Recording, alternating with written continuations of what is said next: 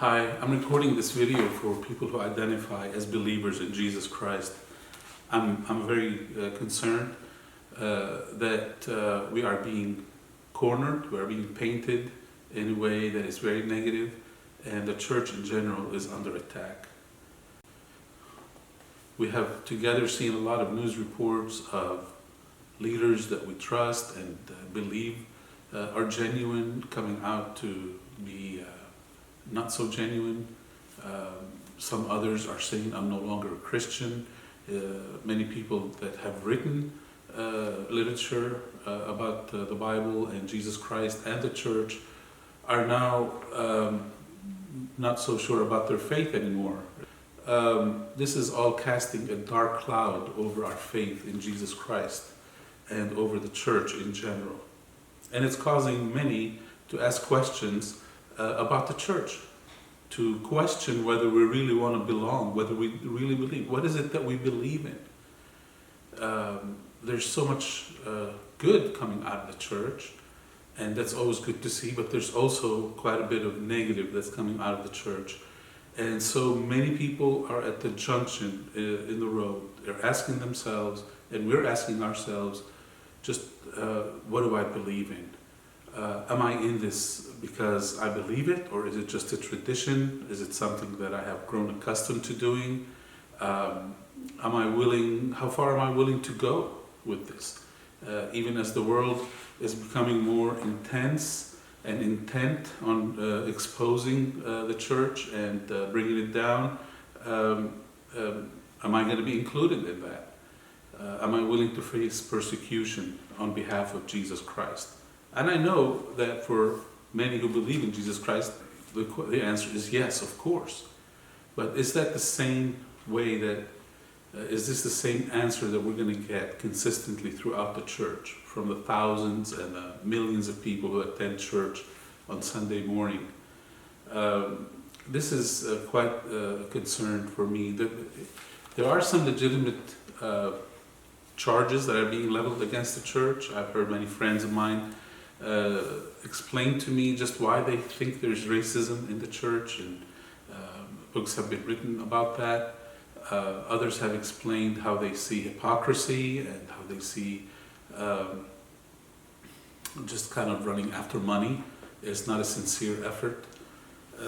And I think a lot of that is true. From my perspective, I have seen a different side of the church. I have been working as a missionary for about 30 years, and I have been supported by churches in America and in Europe. And I have seen a lot of people come out to the mission field and visit me there. And I have seen a lot of sincere love and sincere obedience to Jesus Christ and appreciation. I have seen genuine worship. I have seen the gospel expanding in unlikely places, just going and spreading among people who want to hear the Word of God, people who are hungering and thirsting for the righteousness of God. I have seen the positive side, and it is powerful what is happening in the world today. The gospel has been spreading worldwide for decades and like never before. So the story that we don't hear in the news is quite amazing. God is at work. God is here. He is genuine. He is real, and He is saving people throughout the world. Now, the story that the media here prefers to present is one of, like I said, hypocrisy, racism, and hate speech. So, what should we do? What can we do? Why is that? Why do we give an open door for these criticisms? As you know, the Word of God says, live your life in a way that you are beyond reproach. So how are we not being beyond reproach? Why are some of these accusations sticking? This is a cause of great concern, especially when I'm out in the world telling people come to Christ. I need to be inviting them to something that is true and genuine, and I don't want to invite them to a culture or a tradition or some kind of a ritual or anything like that. This is why I have written this book, Father Abraham Has Many Sons and Daughters. And it's actually a look at the people of God, the believers in Jesus Christ, and the people who identify with God throughout history. This is not new. It has been throughout history.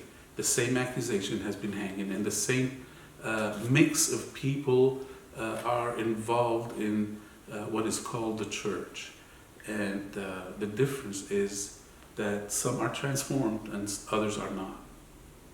So I have written this book as a result of my experience in missions for over 25 years, and as a result of what is happening in the world. I wanted to communicate with you what can we do in order to stand strong for the gospel.